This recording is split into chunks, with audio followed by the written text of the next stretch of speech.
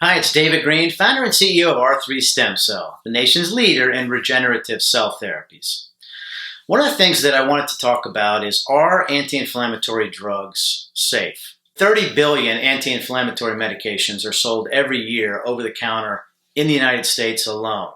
It's an incredible amount. There's also an additional few million that are prescribed every year by providers in this country.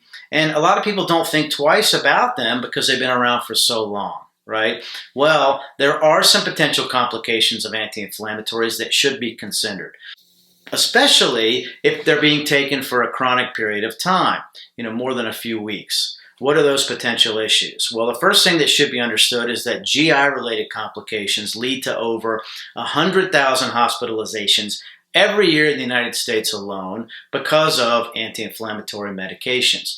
People might not realize that they are taking too much or that their stomach is overly sensitive to them. So it can lead to heartburn as well, and indigestion, but that can lead to a peptic ulcer and GI bleeding.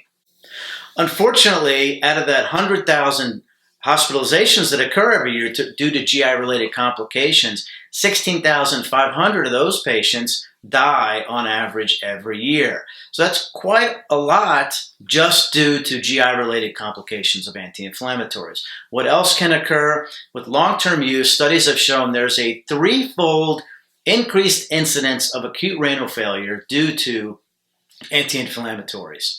That's very high. And the studies show that that number gets worse, goes up with higher dosing and longer periods of time. Okay. Now, when it comes to stroke and heart attack, studies show that there's anywhere between a 40% and 140% increased risk of incidence of those happening. Now, that did depend on, there's multiple anti-inflammatories that showed the increase, others did not. But it's something to consider the longer that you're going to be using an anti-inflammatory.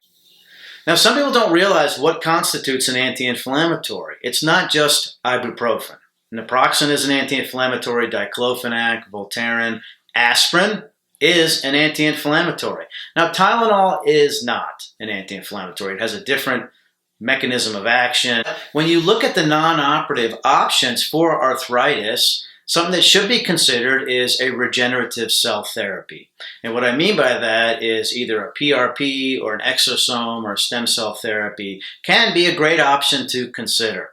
All of our centers nationwide offer a free consultation. We have over 40 centers of excellence that collectively in our network have done over 13,000 stem cell procedures in the last 8 years. We've never had a significant adverse event. So when you look at those potential complications like with NSAIDs or narcotics, we haven't seen any of those. It's been a very safe procedure at our centers.